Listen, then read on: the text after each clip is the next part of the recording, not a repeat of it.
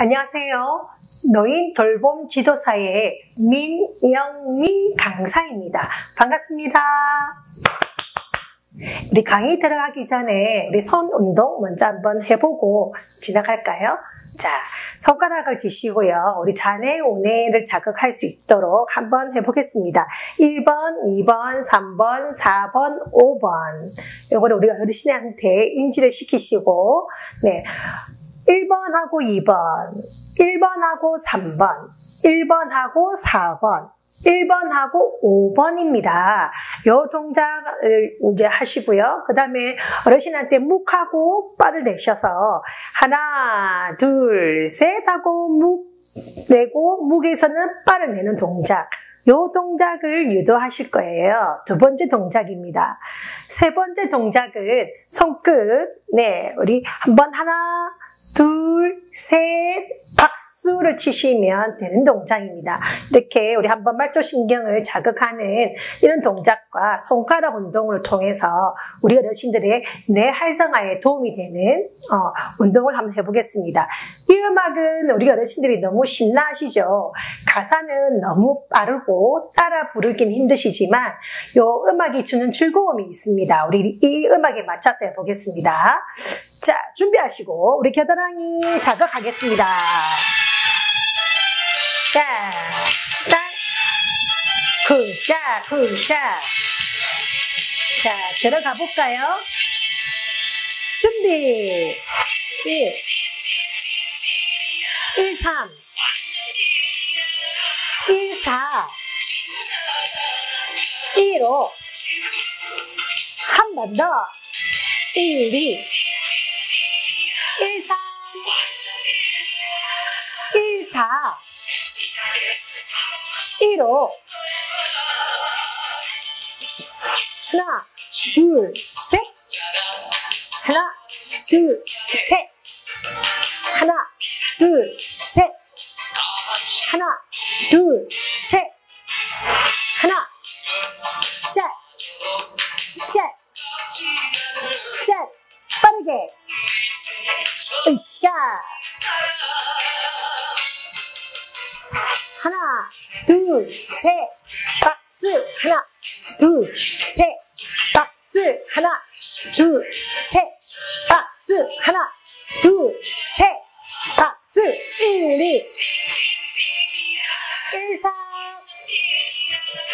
1, 4. 1, 5. 한 번 더. 1, 2. 1, 3번. 1, 4번. 1, 5번. 으쌰, 으쌰. 자, 이렇게 하시고 나면 어르신들이 처음에는 사실은 우리 선생님께서 이끄시는 속도대로 못 따라오실 수도 있어요. 그럴 때는 어떻게 하면 될까요? 네, 더 천천히 하시면 됩니다. 하나, 둘, 셋. 어르신 주먹 쥐고 여기는 손을 펴시고 이렇게 유도하셔도 되고요. 생각보다 이 동작이 어려워하시더라고요. 왜냐하면 이 동작에서 이 동작을 넘어갈 때 이걸 못 떼시는 분이 계세요. 그래서 이럴 때는 선생님께서 요거 떼시고 요거 붙여주시고 이렇게 한 번 정도만 해주시면 또 어르신들이 또 금방 또 따라 하실 수도 있습니다. 자, 그 다음에 이 동작도 사실은 요 동작 하셔도 되고, 그죠? 요렇게 하셔도 되고, 또 다른 동작으로 하셔도 됩니다. 요렇게.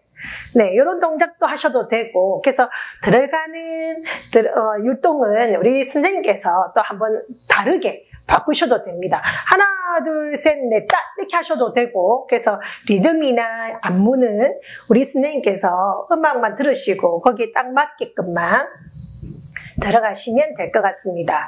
자, 그래서 우리 어르신들 만날 때도 이렇게 음악으로 먼저 시작을 하시면 더 좋겠죠. 일단 마음의 문이 열리기가 더 쉬우실 것 같아요.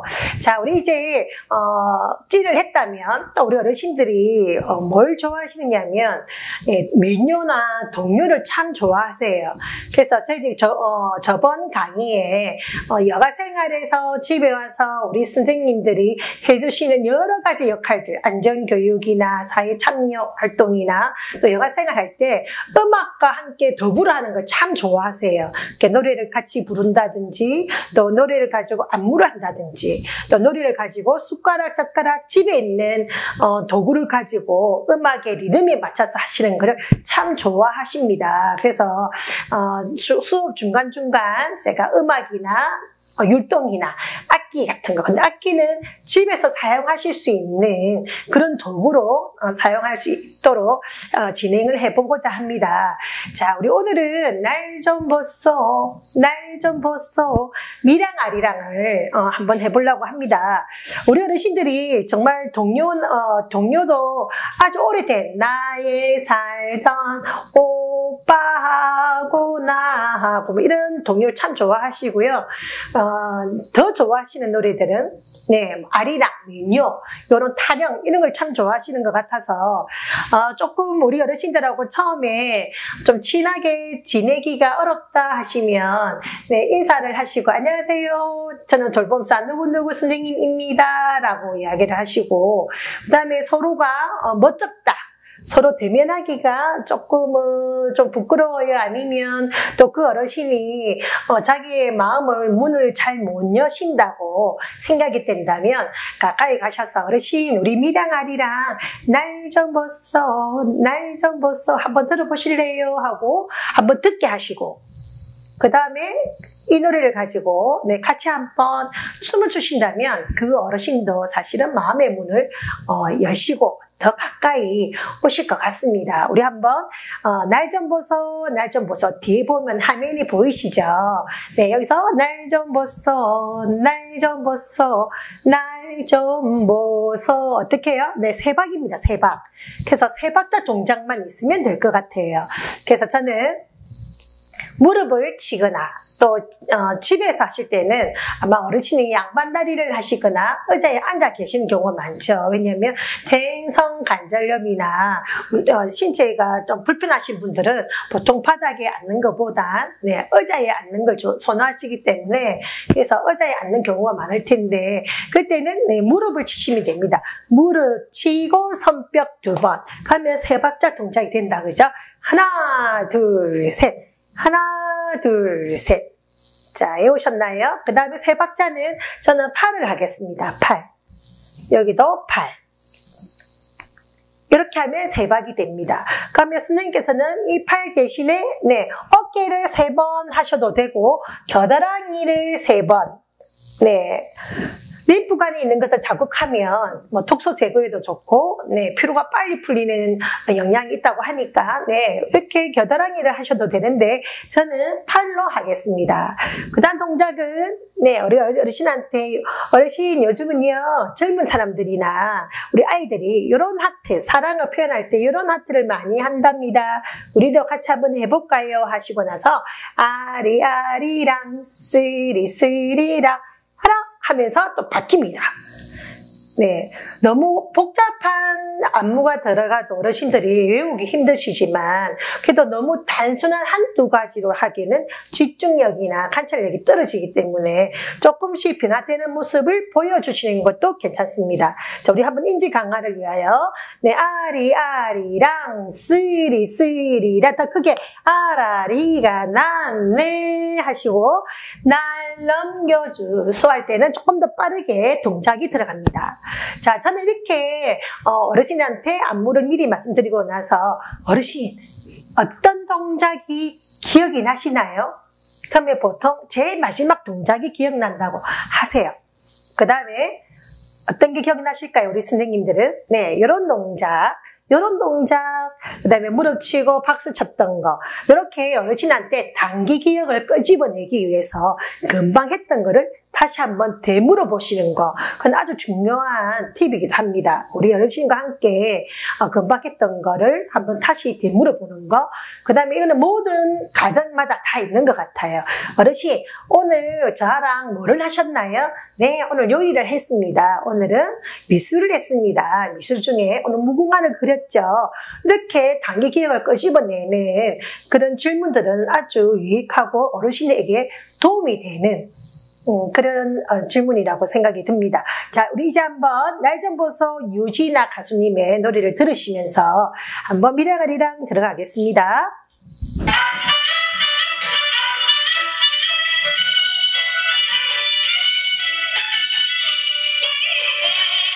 물을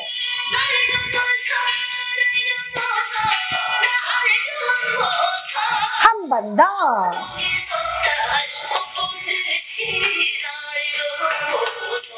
아리아리.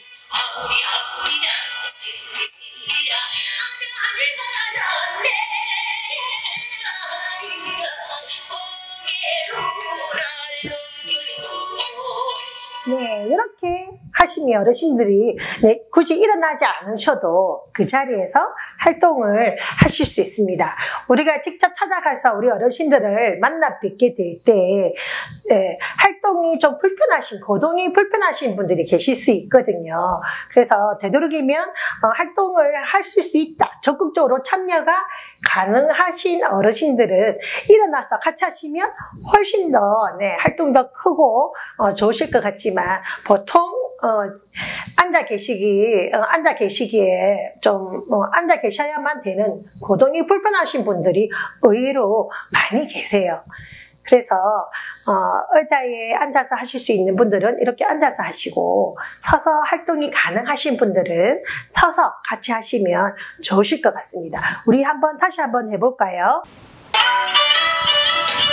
따다당 따다당 땅. 겨드랑이 독소 제거하기 위해서 이렇게도 하시고, 물을 하나, 둘, 셋, 한 번 더. 물을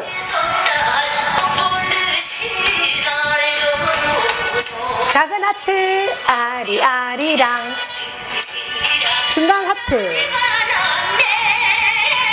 하나, 둘, 셋, 빠르게.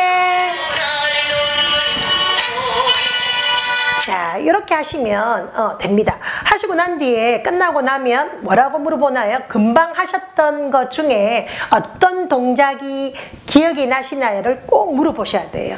단기 기억을 유추하기 위해서는 이런 질문들은 모든 수업이나 그 다음에 끝내시고 돌봄을 끝내고 집으로 가실 때도 오늘은 뭐 하셨나요? 라고 이야기를 하셔야 됩니다. 그래서 이렇게 이런 동작, 이런 동작이 생각이 난다고 하시면 잘하셨습니다 하고 또 격려해 주시고 칭찬을 해 주셔야지만 또 그분의 또 다음 수업을 받을 때 더 집중을 잘 하실 수가 있더라고요.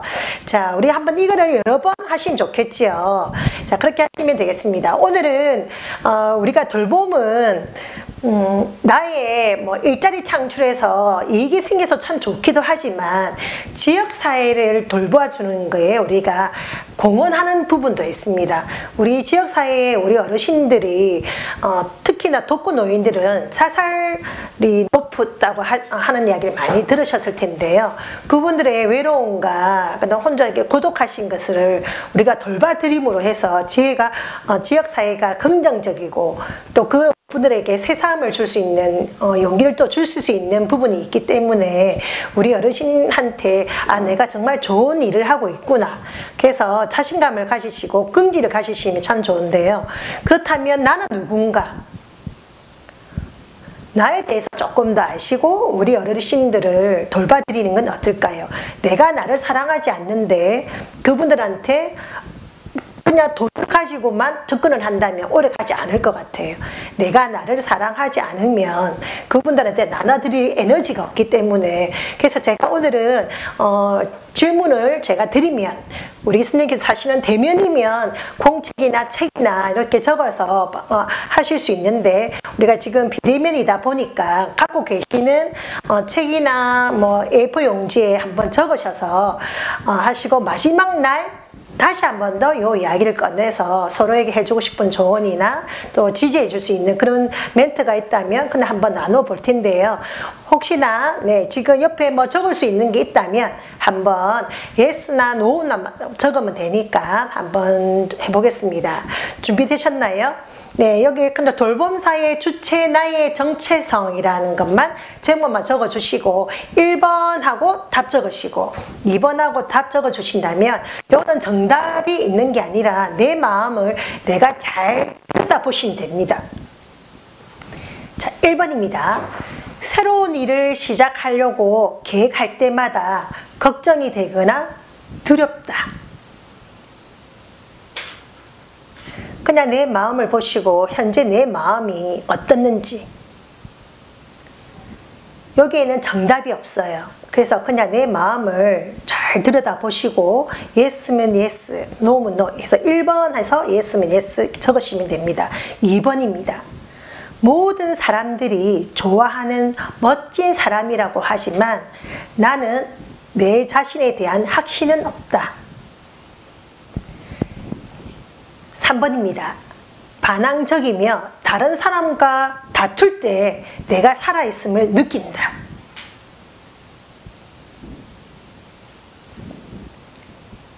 4번입니다. 숨겨진 자신의 깊은 곳에서는 무엇인가 내게 잘못된 것이 있다고 느껴진다. 숨겨진 자신의 깊은 곳에서는 무엇인가 내게 잘못된 것이 있다고 느껴지시나요? 그러면 yes입니다. 그렇지 않다면 no입니다. 5번. 나 자신이 마치 창고 같아서 아무것도 내다 버릴 수가 없다.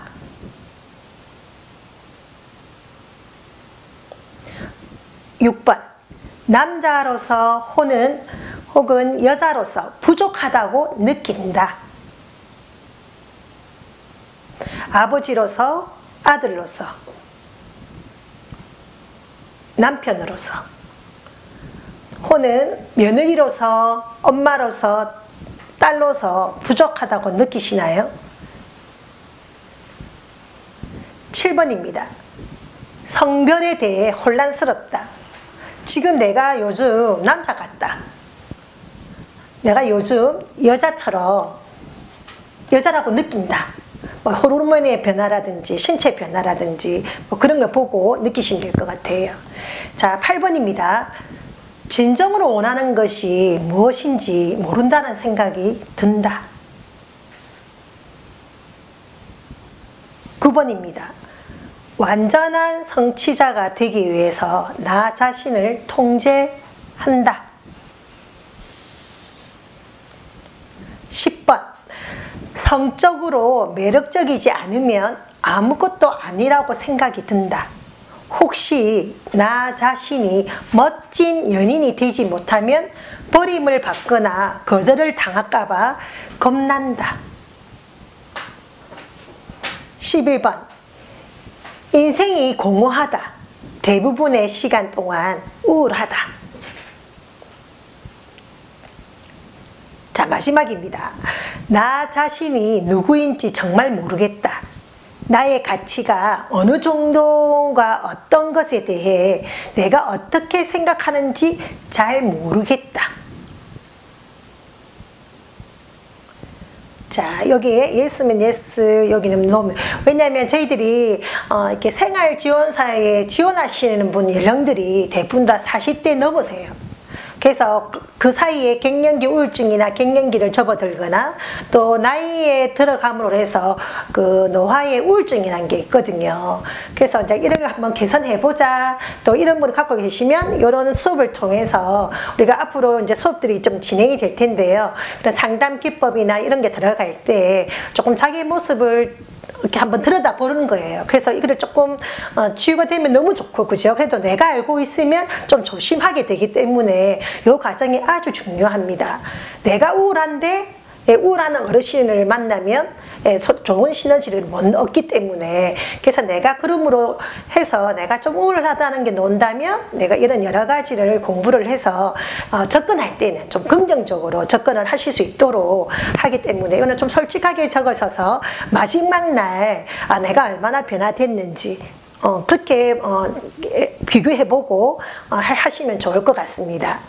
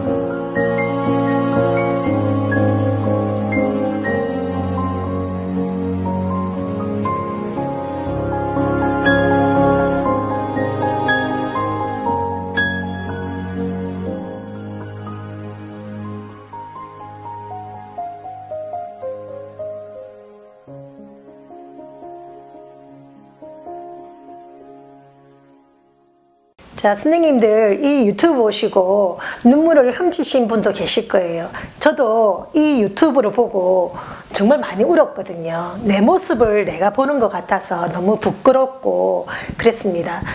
여기에 내용이 그 늙으신 치매 걸린 아버지가 저게 뭐냐고 하니까 아들이 참새라고. 그걸 한 세네 번 부르고 나니까 그게 내 모습이었던 것 같았어요. 내가 참새라고 하지 않았느냐고. 그렇게 짜증을 냈던 그 아들의 유튜브에 나와 있는 모습을 보고 내가 너무 만만하고 너무 편하게 생각했던 우리 친정 엄마한테 내가 그렇게 다가가지 않았는지 참 부끄럽고 눈물이 났습니다. 그 뒤에 돌아가신 아버지의 일기장을 보고 자기가 어릴 때 저게 뭐냐고 물어봤을 때 수없이 물어보는 질문에도 아빠는 기쁜 마음으로 참새라고 그렇게 해줬던 그 부모님의 마음을 읽어봅니다. 저도 우리 아이들이 저한테 물어보면 화내지 않고 제가 정말 대답을 잘 해주거든요. 아마 여기 계시는 선생님들도 자식들한테 한없이 사랑을 베푸시고 계실 거예요. 근데 막상 우리 이 유튜브에 보니까 그 아버지의 모습을 보면서 참 내가 잘 모셔야 되겠구나, 말 한마디 따뜻하게 해드려야 되겠다는 생각이 들더라고요. 우리 선생님들도 아마 방문에 가셨을 때 우리 어르신들이 노인에 의해서 건망증도 있을 수도 있고 또 치매 초기 증세로 이렇게 똑같은 이야기를 많이 하셔요. 실제로 아마 우리 선생님 부모님을 만나 뵐 때 그런 걸 느끼시는 분도 계실 거예요. 금방 물어봤는데 또 물어보시고 같은 질문을 정말 처음 하시는 것처럼 물어보실 때가 많이 계실 겁니다. 그때 우리 유튜브 이거 보신 걸 생각하시면서 좀 더 따뜻하게 그래서 말 한마디에 우리 어르신들의 마음의 문이 열리시기도 하고 또 내가 살아있음을 감사하게 느낄 수도 있기 때문에 우리가 찾아가는 우리 선생님들께서 좀 마음을 열시고 따뜻하게 접근해 가시면 참 좋으실 것 같아서 한번 띄워봅니다. 실제로 우리도 우리 부모님들한테 좀 잘하시면 좋을 것 같아요. 그죠? 그래서 그 모습을 우리 자식들이 또 보고 있기 때문에 우리가 이렇게 효도도 대물림이 되는 것 같은데 이 긴 병에 효자 없다고 치매가 딱 되면 이런 참 곤란한 일이 많이 생기시는 것 같아요. 그래서 우리가 돌봄사로서 우리가 방문했을 때 이 어르신이 치매에 대한 예후가 보이시면 그걸 잘 관찰하셨다가 우리를 관리하시는 그 기관에 관리자가 있습니다. 보통 사회복지사님들이 계시는데요. 그분한테 꼭 의뢰하셔야 돼요. 내가 맡고 있는 이 어르신이 이런 예후가 보인다. 같은 말을 계속 하거나 그 다음에 진압력, 내가 여기가 어디고 언제고 무슨 요일이고 이런 걸 잘 모르신다든지 그 다음에 걸으실 때 좌우로 흔들리신다든지 그래서 이런 예후가 보이신다면 꼭 관리사한테 연락을 하셔서 우리 어르신들이 치매에 관련된 복지 혜택을 받으실 수 있도록 꼭 전달하셔야 됩니다. 그러면 여기서는 장기 요양으로 넘어가세요. 이렇게 등급을 받으시면 그러면 훨씬 더 나라의 그 지원도 많아지고 이분한테 인지 강화라든지 치매를 유지할 수 있도록 아직까지는 나아지는 거는 없고요. 유지하는 거에 지금 초점을 주고 있는데 거기에 우리 어르신들이 교육이나 생활이나 이런 혜택을 받을 수 있도록 우리 선생님께서 꼭 전달하셔야 됩니다. 그런 일을 우리 선생님들이 하고 계세요. 그래서 그 어르신의 한 분 한 분에 대한 인권이나 노인 인권이나 또 그분의 복지 이런 걸 우리 선생님께서 다 담당하셔야 되기 때문에 우리가 나를 잘 아시고 다 접근을 우리 노인 어르신에게 가시면 참 좋으실 것 같습니다. 네, 생활지원사에 대한 기본적인 거는 우리 첫날 강의에서 이야기했는데요. 알고 계시죠? 생활지원사는 일주일에 15명 정도, 14명에서 16명이지만 보통 15분 정도 내가 담당을 하게 되고 하루에 한 번씩 꼭 전화를 들으셔야 돼요. 그래서 안부 전화를 하시는 거죠. 근데 어떤 분은 어르신 어제 어땠었어요? 뭐 잘 주무셨어요? 뭐 이렇게 간단하게 끝나는 분도 계시지만 어르신 오늘 날씨가 너무 화창합니다. 한번 밖을 보시고요. 한번 나가셔서 기지개도 한번 피시고 네, 허리도 한번 돌려보시고 또 오늘 하루 즐거운 하루 되세요 라고 이야기하시는 분도 계세요. 그래서 좋은 후를 보시고 후자가 훨씬 더 그죠? 좋으시다 그죠? 그래서 어르신에게 입을 많이 여실 수 있도록 그렇게 하시면 참 좋으실 것 같아요. 그래서 어르신들이 듣는 거에는 너무 익숙하세요. TV를 틀면 계속 듣기만 하시니까 어르신들이 하고 싶어하는 이야기를 자꾸 유도하셔야 돼요. 여보세요 하면 그래서 아무 대답이 없으세요. 누구 말고는. 그렇게 해서 내가 누구라고 이야기를 하시고 네, 안부 전화를 정말 잘 하셔야 될 것 같아요. 오늘 아침 드셨어요? 어떤 반찬 드셨어요? 하고 이렇게 대답할 수 있도록 어르신 아침 잘 드셨죠? 네. 오늘 뭐 하실 거예요? 오늘 노실 거예요? 네. 이렇게 단답으로 끝나지 않도록 오늘 아침밥은 뭐 드셨어요? 반찬 뭐 하고 드셨어요? 하면 네, 어르신이 대답할 수 있도록 오늘 어르신은 날씨도 좋은데 어디 놀러 가실 거예요? 요 앞에 마당에 가지 뭐 어디 가지 뭐 이렇게 이야기를 유도하실 수 있도록 하시고 그러면 어르신이 제가 내일 한번 오늘 잘 다녀오셨는지 제가 내일 한번 물어볼게요 라고 또 우리 스님도 기록해 놓으셔야 되겠죠. 왜냐하면 어르신들은 또 기억을 잘 하시는 분도 계세요. 그래서 또 물어봐 주시면 아직도 안 잊고 나를 잘 챙겨주는구나. 나에게 관심이 있구나. 그런 게 자살을 방지하는 방법이기도 하거든요. 사실은 우리가 생활지원사를 만든 이유가 이런 데 있습니다. 그래서 이렇게 하시고 요 15분을 일주일 동안 한 번은 방문을 하셔야 됩니다. 하시고 나서 15분 동안 함께 하셔야 되죠.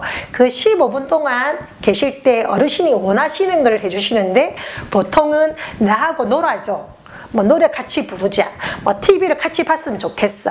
근데 TV도 네, 저번에 말씀드렸지만 혼자 보시는 거는 사실은 별로 유익하지 않지만 같이 봄으로 해서 저 주인공은 왜 저런 행동을 할까요? 어르신 이 장면은 어떤 장면인가요? 이렇게 서로 주고받고 하시면 아주 좋은 인지 강화가 됩니다. 이렇게 주고받으시고 보통은 음악을 가지고 동작을 하시거나 신체를 확장시키는 운동을 하시거나 또 악기라고 이야기하는 거는 집에 있는 숟가락, 솥뚜껑, 냄비뚜껑 이런 거 하셔도 됩니다. 그래서 집에 있는 걸로 활용해서 어르신하고 장단을 맞추면 사실은 노래 부르는 것보단 같이 신체와 함께 악기와 함께 같이 하는 것이 뇌 활성화에 더 도움이 된다는 여러 가지 논문이 나와 있습니다. 그래서 되도록이면 노래를 듣는 것보다는 노래를 하시는 게 좋고 노래하시면서 손 동작이나 악기를 가지고 같이 함께 하시는 것이 훨씬 더 좋다는 것을 아시고 한번 수업 중간중간 노래 배우시는 거 가지고 활용해 보시면 참 좋으실 것 같습니다.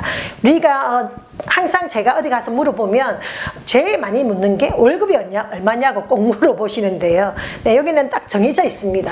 그래서 5시간. 근데 사실은 어떤 지자체 복지관 같은 경우는 와서 전화를 해라는 데가 있고요. 또 어떤 데는 그냥 집에서 개인적으로 하셔도 됩니다 라고 이야기하시는 데도 있습니다. 그래서 전화를 했나 안 했나는 확인할 수 있는 방법이 있기 때문에 거기서는 그렇게 중요하지 않습니다. 우리가 요양사가 집으로 제가 복지할 때는 칩이 있어서 찍 하면 왔다 방문했다는 걸 알 수 있지만 여기도 보면 전화로 돌리면 체크하는 공간이 있습니다. 그래서 내가 매일매일 전화를 했는지 체크할 수 있는 거기 때문에 보통 집에서 하는 경우가 많이 계시고 일주일에 한 번 회의하기 위해서 복지관에 참여하는 시간이 있는 걸로 저는 알고 있고요. 그래서 월급은 요걸 다 5시간을 했다는 가정하에 113만 원 정도 세전입니다. 그렇게 해서 받으시는 것 같아요. 사실은 이 일을 하고자 하는 분들이 보통은 40대 후반부터 50, 60이기 때문에 사실은 5시간에 전화 돌려서 이 월급을 받는 거 사실은 쉽지는 않는 것 같아요. 사회 구조상 이제는 식당의 설거지도 우리한테는 들어오지 않더라고요. 젊은 외국인들을 많이 쓰기도 하고 또 요즘은 좀 어렵잖아요. 그래서 우리가 뭔가를 일자리를 창출하고 지역사회에 공헌을 하고 이런 부를 한다면 이 일은 정말 좋은 일인 것 같아요. 우리가 어르신한테도 저 개인적으로 좋은 것 같고요. 여기 하실 때에 우리가 직접적으로 우리 어르신한테 해드릴 수 있는 게 4가지 파트로 나눠져 있는데요. 안전 지원입니다. 가서 가스 밸브를 어떻게 하는 것도 가르쳐 드리고 그다음에 뭐 불 사용하는 거, 여러 가지 안전에 관한 거, 밑에 바닥이 너무 미끄럽다든지, 네, 이런 것도 우리가 항상 어르신한테 걸레나 수건으로 꼭 닦아야 된다는 거, 이런 안전에 관한 사항들. 그리고 어르신들이 약간 당뇨나 혈압이 있을 때, 어지러움이 있을 때에는 응급으로 할 수 있는 설탕물이나 꿀물을 항상 소지하고, 어디 있는지도 우리 스님도 알고 계셔야 되겠죠. 내가 당뇨 환자를 돌보는데 눈에 초점이 안 맞고 흐리흐리하다. 그럼 저 혈당으로 좀 넘어가는 증세가 보이는 거니까, 예, 냉장고에 문을 열어서 사이다가 있으면 제일 빠르지만, 없다면 내가 설탕이 어디 있는지, 꿀물이 어디 있는지 정도는 알고 계셔야 응급할 때 사용하실 수 있을 것 같아요. 그죠? 그 다음에 혈압이 너무 높다. 근데 병원은 안 가시고 그 정도는 괜찮으시고 약을 드신다면, 이분한테는 사실은 집에 있는 것보단 네, 밖에 나와서 이렇게 걷기를 좀 하시는 것도 참 좋은 방법인 것도 합니다. 그래서 안전에 관한 방법이나 또 우리 지저질환이 있는 분들한테, 환자들에게 우리가 할 수 있는, 응급으로 할 수 있는 대처 방안은 앞으로 있을 강의 시간에 아마 알려드릴 것 같습니다. 그 다음에 전화를 어떻게 하면 잘 할 수 있는지, 전화 방법에 대해서도 우리가 아마 알려드릴 것 같아요. 그래서 안전지원이 꼭 우리 선생님들 숙지하고 계셔야 되고, 사회 참여가 있습니다. 그래서 우리 어르신이 나 은행 창구를 이용할 수가 없어, 오히려 어르신들이 글자를 모르시는 분들이 많이 계세요. 그래서 내가 어떻게 송금을 하고 싶어도, 그래서 글자를 모르기 때문에 스마트를 사용을 못 하세요. 휴대폰. 그래서 그런 거를 우리가 한번 알려드리는 것도 하셔야 되기 때문에, 우리 선생님도 이 부분은 알고 계셔야 돼서 아마 이 부분도 아마 공부가 가능할 것 같습니다. 그 다음에 생활교육은 어떻게 해야 되나요? 우리 어르신이 우울하다. 그러면 우리 아까 심리 대화법 배우실 때 그 소통을 해서 나 대화법이라든지 서로 소통하는 걸 한번 배우게 되시게 될 것 같아요. 그래서 이렇게 정신 건강 분야에도 해주시고, 또 생활 너무 어지럽혀져 있거나 어떻게 정리하시는지 이런 부분도 우리는 알고 있어야 되고요. 그 다음에 어르신이 오늘은 내가 꼭 병원 가야 되는데 가기가 힘들어 하실 때는 그 이동만 해주시는 거, 이것도 요 서비스에 들어갑니다. 그 다음에 여기 일상생활 지원이 가사 지원, 뭐 청소를 한다든지, 그 다음에 뭐 요리 하나 정도 해달라 할 때 하는 거고요. 보통은 제가 실제 하고 계시는 분한테 물어보거나, 또 우리 교육을 받으시고 나가시는 분이 계세요. 일자리 창출로. 그렇게 물어보면 대부분 다 오지 마라, 내 건강하다, 내 왔다 할게, 이렇게 이야기하시는 어르신이 좀 많으시답니다. 그래서 그런 경우에는 같이 음악으로 놀아주시고 TV를 보시고, 그 다음에 자녀분한테 휴대폰으로 문자 불러주면 이렇게 보내주시는 정도를 하신답니다. 그래서 우리가 시험을 쳐야 되잖아요. 그래서 시험을 쳐야 우리가 자격증이 나가기 때문에 이 중요한 네 가지는 꼭 중요합니다. 서비스 내용이 안전지원, 사회 참여, 생활교육, 일상생활 지원. 근데 보통은 일상생활 지원을 좀 많이 알고 계셔야 됩니다. 그래서 이제 늘 같이 함께 하셔야 되기 때문에 그런 것 같습니다. 자, 우리 한번 이 과정들을 앞으로 진행이 될 텐데 좀 재미있게 귀에 쏙쏙 들어올 수 있도록 우리 강사 선생님들과 함께 노력하도록 하겠습니다. 이렇게 줌으로 하면 참 좋긴 한데, 또 이렇게 동영상을 보고 하는 거 참 좋은데, 사실 어깨도 많이 아프시고 눈도 침침하시고, 그렇죠. 저도 이렇게 교육을 받을 때 보니까 눈이 많이 침침하고 어깨가 계속 이렇게 숙여 있기 때문에 아픈 것 같더라고. 우리 한번 어깨를 펴 보겠습니다. 자, 이렇게 하시고 몸통도 하실 수 있는 만큼 네, 돌려볼게요. 네. 자, 우리 손도 사실은 동작이, 손을 스트레칭 할 때 우리가 조금 잘못 생각하고 있는 게, 이런 거는 아주 손에 더 무리를 준답니다. 그래서 손목도 이렇게 돌리는 것보다 손 스트레칭은 손을 이렇게 들어서 올리고 내리고, 올리고, 발목도 마찬가지죠. 그래서 조금 더 자극을 받고 싶다면 손으로 이렇게 도움을 받아서 이렇게 뒤로 밑으로, 요 동작이 좋고요. 손가락은 손을 돌리는 게 아니라 손가락을 내 손을 잼잼잼 하듯이, 수고했다, 내 손아, 사랑해, 건강해야 돼, 아프면 안 돼, 우린 할 수 있어, 이렇게 쭉쭉쭉 이렇게 만져주시는 게 훨씬 더 통증을 제거하는 데 좋다고 합니다. 그래서 혹시나 손가락 마디마디가 아프시거나 통증이 있으시면 이렇게 많이 감싸 주시면 좋을 것 같아요. 이렇게 해주시면 좋겠습니다. 자, 오늘은 우리 어르신들이 참 좋아하는 노래들이 좀 몇 가지가 있더라고요. 나의 살던 고향은 정말 좋아하시고, 그 다음에 민요, 동요 너무 좋아하는 거 아시죠? 그래서 아빠하고 나하고 뭐 이런 노래 좀 좋아하시고, 민요는 다 좋아하시는 것 같아요. 가사가 중요한 게 아니라 그 박자 리듬 음악이 주어지는 이 멜로디가 어르신들 좀 신나게 하시는 것 같아요. 그 중에서도 노들강변 참 좋아하시는 것 같았어요. 그래서 노들강변은 아마 아시는 분도 계시고 우리 스님들이 모르시는 분도 계실 텐데 아마 많이 들어보셨을 거예요. 그래서 항상 처음에는 저 같은 경우는 가사 적은 거를 글자를 모르시는 분한테도 가져갑니다.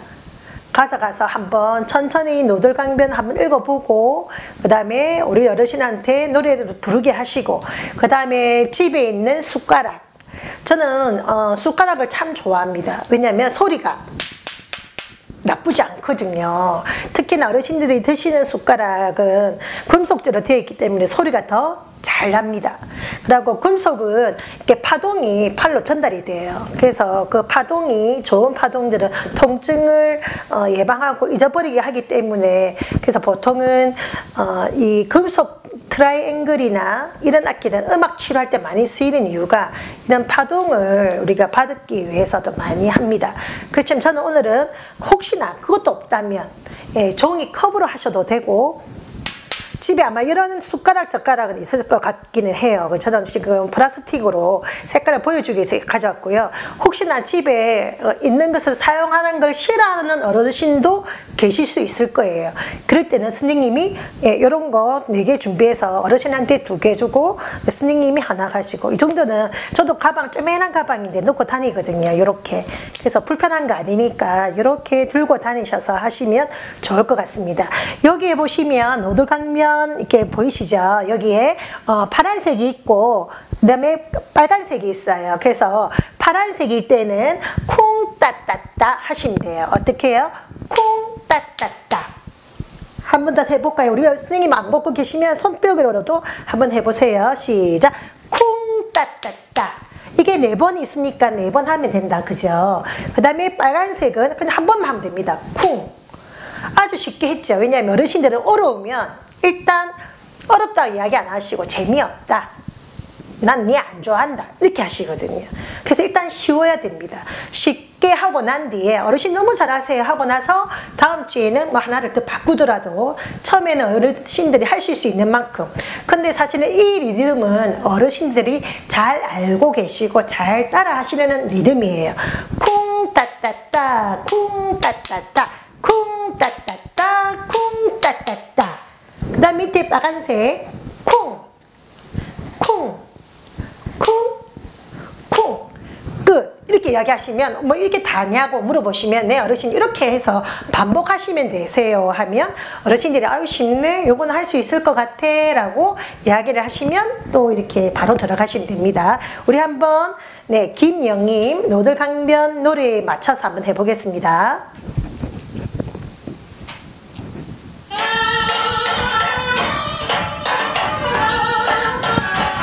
짠짠 따다단 딴딴 따다단. 자, 우리 스님들도 같이 선포를 해보겠습니다. 쿵 따따따 쿵 따따따 쿵 따따따 쿵 따따따 쿵 쿵 쿵 쿵 쿵 따따따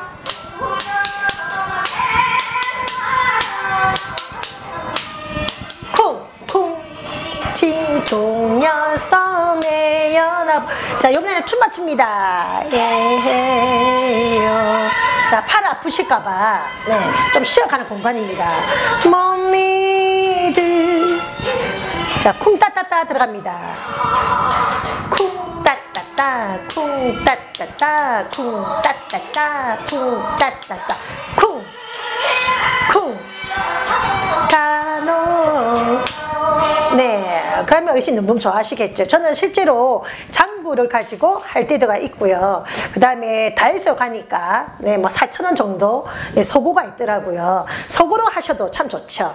어르신들은 이게 우리나라 전통 악기를 보시면 참 좋아하세요.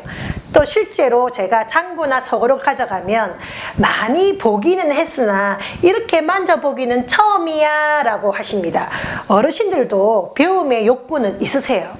그래서 새로운 것을 보여드리거나 알고 보기는 했으나 실제로 만져서 체험해 보시는 걸 정말 좋아하시거든요. 그래서 혹시나 관심이 있다고 하신다면 네, 그럼 한 4,000원 정도 소고를 하나 사서 같이 이렇게 해보시는 것도 좋을 것 같고요. 그래서 어르신들은 또 다양한 악기를 보여주면 좋지만 그냥 집에 있는 교구로 사용하시거나 그 다음에 소고 정도 하나 정도만 준비하시면 모든 거에 다 적용이 되기 때문에 좋으실 것 같아요. 잘 하셨습니다. 네, 우리 어르신한테 이렇게 돌봐드릴 때 돈도 생기고 또 사회 공헌도 하는데 되려고 하면 내가 취직이 돼야 됩니다. 그죠? 다 좋은데 내가 취직이 안 되면 아무 소용이 없는데 제일 1차 관문이 이력서입니다. 왜냐하면 기관에서는 모집을 합니다. 그래서 복지넷이라는 곳에도 보면 사회복지사나 생활지원사나 뭐 이런 돌봄 선생님을 모집하는 구인 광고가 뜨거든요. 그 다음에 부산에 뭐 있는 뭐 사회복지사 협회를 치시면 거기도 이 생활지원사를 뽑는 구인 광고가 있고요. 제일 좋은 건 내가 사하구에 있으면 사하구에 있는 복지관에 들어가시면 거기에 공지사항이 있어요. 거기 가면 뭐 채용 공고라는 게 따로 있거든요. 거기에 딱 들어가시면 이제 모집을 합니다. 또 어떤 데는 지자체에서 허가받은 재가복지센터에서도 이 생활지원사를 모집을 합니다. 그래서 홈페이지에 들어가셔서 보시면 좀 더 아실 수 있고요. 내가 이런 데를 내가 찾아서 들어가야 됩니다. 누가 선생님 하세요 라고 이야기는 하지는 않거든요.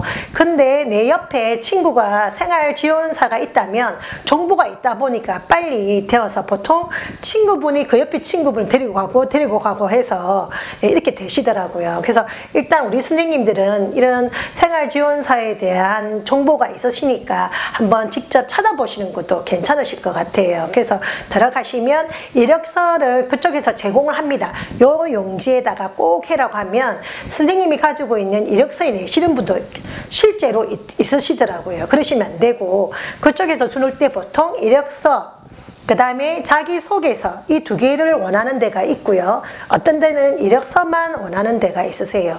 그 다음에 자격증을 적어주실 때 자격증 제출하는 곳도 있고 제출하지 않는 곳도 있으세요. 그래서 공지사항을 잘 보셔야 돼요. 그 공지사항에 종교라든지 나이라든지 학교 이름을 적지 마세요 하는데 굳이 기독교고 불교고 뭐 자기 나이 놓고 재산이 몇 채가 되고 뭐 이런 이야기 적으실 필요 없겠죠. 거기 보면 꼭 적지 말라고 하는 곳이 많아요. 그럴 때는 꼭 그거는 피하셔야 됩니다. 자기소개서에도 그런 것을 안시하는 걸 적으시면 안 되겠죠. 그래서 정확하게 공지사항에 있는 것을 꼭 보시고 거기에 맞춰서 우리가 하실 때요. 보통은 우리가 이력서를 생각한다면 보통 어떻게 하세요? 네, 포토샵을 너무 진하게 해서 실제로 이 사진이 이분인지 잘 모를 정도로 하시면 안 됩니다. 저도 강의할 때는 포토샵이 많이 되어 있는 걸 올리고요. 이력서에는 내 근처에 했던 뭐 2달이나 이렇게 된 걸 보냅니다. 제가 여름에 넣는데 겨울 옷을 입는 거는 별로겠죠. 그래서 여름에 내가 이력서를 낸다면 봄, 여름 걸로 넣고요. 가을이나 겨울에 할 때는 좀 따뜻한 옷을 입었을 때 옷을 냅니다. 그래야 좀 계절이 좀 맞는 것 같아요. 그래서 금방 사진을 못 찍는다.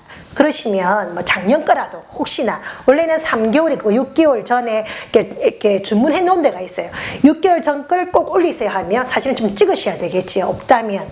그렇지만 그냥 사진칸이라고 한다면 계절에 맞는 옷만 올리시면 될 것 같아요. 한겨울인데 민소매 옷을 입는다지 그런 좀 올리지 않다 그죠. 그래서 되도록이면 정장처럼 보이는 옷을 입으시면 제일 좋고요. 그 다음에 이마와 귀를 좀 내 보이시면 좋은 것 같습니다. 그래서 약간의 포토샵은 될 것 같습니다. 뭐 주름이나 뭐 목주름, 뭐 기미 이런 정도는 없애셔야지 너무 나다 하고 보내시면 그죠. 왜냐하면 우리가 지금 지원하시는 선생님의 그 연령대가 좀 높으시기 때문에 이런 말씀을 드리는 겁니다. 그리고 머리가 너무 하얗다. 근데 지원자가 너무 많다. 근데 이력은 비슷하다. 그럼 뭐 뽑힐 수가 있을까요? 저라면 안 뽑을 것 같습니다. 왜냐하면 내가 돌봐드려야 되는데 내보다 더 나이 많은 분이 저를 돌본다 하면 참 부담스러울 것 같아요. 그래서 되도록이면 이 역할은 나이가 있어도 충분히 하실 수 있는 역할이지만 그래도 내가 조금 젊게 보이셔야 됩니다. 내가 아직 힘이 있다. 내가 누군가에게 도움을 줄 수 있는 에너지가 있다는 걸 보여주려면 되도록이면 저도 이렇게 김이 많거든요. 화장으로 다 덮었잖아요. 그 다음에 머리 저도 여기에 뭐 빨갛죠? 이게 다 흰물입니다. 그래서 염색을 하셔야 좀 자신감이 붙는 것 같아요. 근데 나는 화장하고 뭐 이렇게 하면 얼굴에 알레르기 생기고 안 된다 하시는 분들도 사실은 살짝은 하셔야 되겠죠. 사진인데 사진을 한번 찍어 놓으면 그래도 면접할 수 있는 기회는 받으셔야 되니까 되도록이면 화장이나 좀 단정하게 비싼 옷이나 파마를 해서 하실 필요는 없지만 좀 단정하게 자기를 좀 표현하실 수 있으면 좋겠다는 생각이 듭니다. 저도 오늘 이렇게 강의할 때는 이렇게 머리를 풀지만 보건소나 치매센터에 가면 머리를 꼭 묶습니다. 왜냐하면 여자 어르신들은 막 머리를 막 풀어서 이런 거 안 좋아하세요. 우리 부산말로 깡통하게 하는 걸 좋아하시거든요. 그래서 머리를 딱 묶습니다. 그 머리를 묶으면 또 어르신들 보기에는 단정하다는 느낌을 주시는가 봐요. 그래서 이제 이렇게 사람을 만날 때, 강의할 때, 그 다음에 제가 아이들 만날 때는 저 이렇게 하지 않겠죠. 핀도 더 큰 거, 귀걸이도 더 큰 걸 봅니다. 그러면 아이들이 시선이 집중이 잘 되더라고요. 그래서 그런 거는 자기가 맡은 역할에 따라서 하시는데 우리는 강사로 지원하는 거기 때문에 좀 단정한 모습으로 사진을 찍으시면 좋겠습니다. 자, 그 다음에 우리 주소 놓고 이메일 주소, 전자우편 이런 게 있는데 이게 없으신 분도 계시더라고요. 되도록이면 있으시면 좋습니다. 그죠? 우리가 누가에게 돌봐드릴 때 스마트도 우리 휴대폰 사용하는 문자 정도는 우리가 가르쳐 드려야 되고 또 서로 주고받고 할 때에는 이메일 주소는 없다면 자녀분이나 남편분에게 한번 만들어 둘라 해도 되고 간혹 쓰는 그 경우면 아들이나 따님 주소라도 좀 외우셔서 꼭 그 안에 빈칸에는 다 채우시는 게 좋습니다.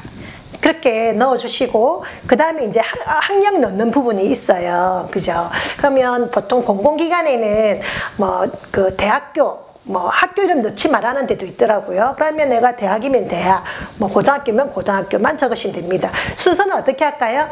내가 고등학교 나왔어요. 그럼 보통 2줄은 적거든요. 2줄은 적게 합니다. 그럼 2줄 적으면 내가 중학교를 적어야 된다. 그죠? 그러면 어느 중학교 몇 년도, 어느 고등학교 이렇게 많이 적으시는데 그게 아니라 최근급도 적습니다. 내가 먼저 고등학교가 나중이면 고등학교 졸업, 중학교, 내가 대학교를 나왔으면 대학교 졸업, 그 밑에 고등학교, 내가 대학원을 나왔다 하면 대학원 넣고 대학교 이렇게 적는 게 순서입니다. 자, 그 다음에 그렇게 하고 나면 경력이 이제 들어가는 코너가 있어요. 경력은 내가 돈을 받고 일을 했느냐 안 했느냐 기준은 그렇게 생각하시면 될 것 같아요. 그래서 거기에서 경력 증명서를 떼줄 수 있느냐 없느냐. 그래서 내가 일주일에 2번을 가지만 거기서 내가 10만 원을 받더라도 돈을 받았다. 그죠? 그럼 그런 경력 사항에 들어갑니다. 그러면 경력을 적으시고 그 다음에 정말 적을 게 없다. 근데 거기 밑에 보니까 자원봉사, 강의 경력 이런 거가 있다면 돈 받는 거와 돈 안 받는 걸 딱 구분하셔야 되고 그 다음에 자원봉사라든지 이런 코너가 없이 그냥 경력사항만 있다면 돈을 안 받는 걸 밑에다가 적으시면 됩니다.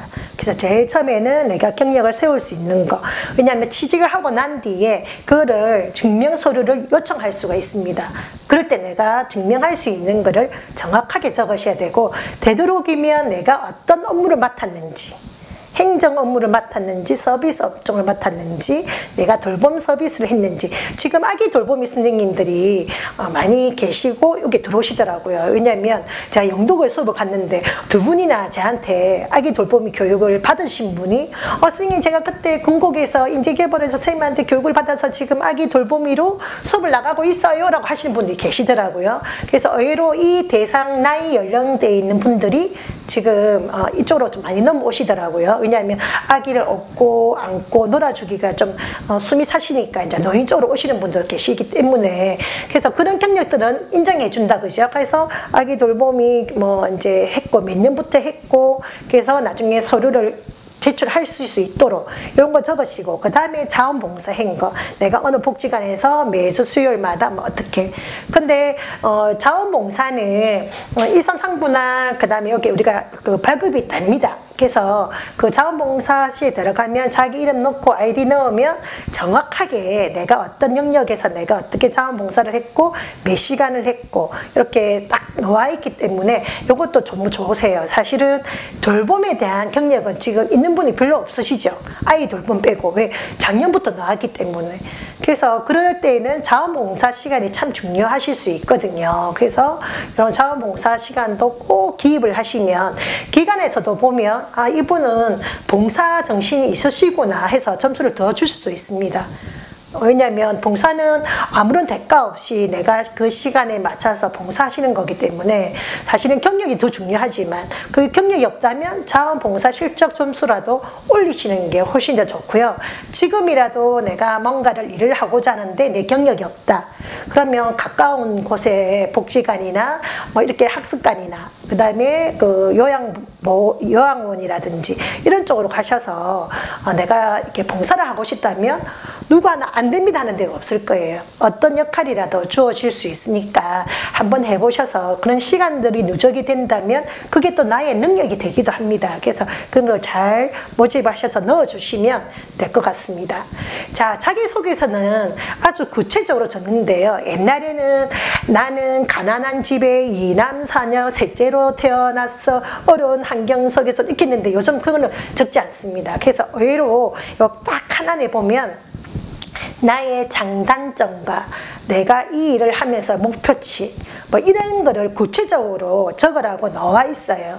그래서 공단이나 이런 데는 1000자 이상 적어라 이렇게 나와 있지만 우리가 보통 우리 돌봄 선생님들한테는 이 자기소개서를 요구하는 데도 있고 대부분 다 이걸 요구하는 데가 많지는 않습니다. 몇 군데만 요구하시고 대부분 다 이력서만, 그래서 자격증만 증명하시면 됩니다.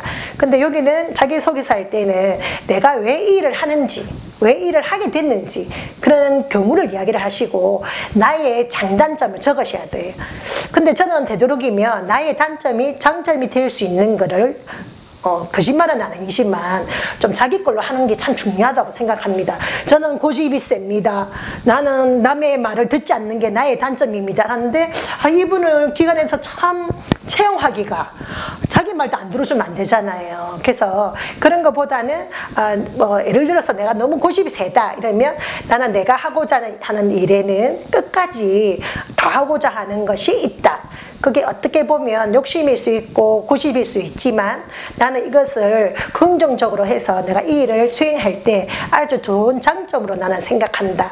또한 나는 내가 스트레스 쌓이면 저는 노래 부르기를 좋아해서 강변도로에서 노래를 부르거나 들으시면서 운동하시면서 나의 스트레스를 푼다고 한다면 이 단점이 장점이 되고 또 나의 장점은 이런 일을 함으로써 생기는 스트레스를 이렇게 푼다. 그래서 나는 계속 이 일을 할 수 있다. 이렇게 이야기를 하시면 기관에 있는 분들이 참 괜찮다고 생각을 하실 것 같습니다. 자, 근데 이렇게 자기소개서도 적고 이력서를 잘 적으셨는데 제일 중요한 게 자격증인 것 같았어요. 왜냐하면 이제 기관에서는 우리가 이 사람을 채용하거나 할 때 그 기관에서 돈을 주는 것이 아니라 구청에서 지원을 받거나 또 나라에서 지원을 받아서 돈을 줄 때에는 이 사람이 자격이 있나 없나를 여부를 볼 때 자격증으로 하시는 것 같았어요. 그래서 실제로 대학원을 나왔다 해서 대학원 증명서를 내라고 하는 곳도 있지만, 그래서 제출할 때는 있었지만 제일 중요한 거는 자격증이었던 것 같거든요. 그래서 지금 우리 선생님들이 고등학교만 나와도 중학교만 나와도 하실 수 있는 일이 이 자격증이 있기 때문에 하실 수 있는 겁니다. 그래서 우리가 사회복지사들도 대학도 참 중요한데 증이 없으면 이 일을 할 수 없는 것처럼 우리가 자격증을 하실 때 이 자격증이 참 중요한 것 같았어요. 내가 어떤 자격증이 있어서 이렇게 간다 할 때도 내가 이 자격증을 어디에서 발부하고 어느 기간에 어느 정도 공부를 했는지도 적는 칸이 있거든요. 많거든요. 그래서 이 자격증을 받으시고 나서 장롱속에 넣는 것이 아니라 요거를 스캔을 하든지, 왜냐하면 너무 많이 또 따놓으신 분도 여기 분명히 계실 거예요. 그래서 내가 뭘 땄는지도 모르고 계시는 분들도 계시더라고요. 그래서 요 자격증 할 때에는 제일 중요한 건 민간 자격증인데 한국직업능률개발원에서 등록되어 있는 자격증이 아니면 건강공단에서는 돈이 지불이 안 됩니다. 그래서 선생님들이 나는 어떤 협회에서 나는 배웠는데, 나는 어떤 협회에서 나는 받았어. 근데 그게 어디에 등록되어 있는가가 아주 중요합니다. 그래서 내가 동아대학교에서 배웠어 했는데 동아대학교 총장님의 수료증은 있는데, 그럼 그거는 자격증이 아닙니다. 수료증입니다. 그래서 항상 내가 뭔가를 배울 때에는 내가 이거 한국직업능력개발원에 등록되어 있는 자격증인지 아닌지 이것부터 먼저 살펴보시고 그 다음에 교육을 받으시는 게 좋습니다. 교육 다 받고 이는 우리 자체 협회 자격증이다 하면은 인정이 안 되는 게 많거든요. 그렇지만 상담이라든지 특별한 곳에 있는 상담협회 이거는 인정이 됩니다. 그 자체가 등록되어 있는 기관이기 때문에. 그렇지만 이런 민간 자격증은 꼭 한번 확인을 하시고 들어가시면 좋으실 것 같아요. 그죠?